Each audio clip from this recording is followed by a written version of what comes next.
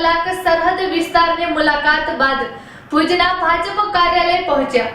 નાયબ મુખ્યમંત્રી શ્રી 2 દિવસ કચ્છના પ્રવાસે. નાયબ મુખ્યમંત્રી શ્રી હર્ષ સંઘવી 48 કલાક સરહદ વિસ્તારની મુલાકાત બાદ ભુજના ભાજપ કાર્યાલય પહોંચ્યા. કચ્છ ભાજપના કાર્યકર્તા દ્વારા નાયબ મુખ્યમંત્રી શ્રીનું સ્વાગત કરવામાં આવ્યું. નાયબ મુખ્યમંત્રી વંદે માતરમ ઉજવણીમાં હાજરી આપશે.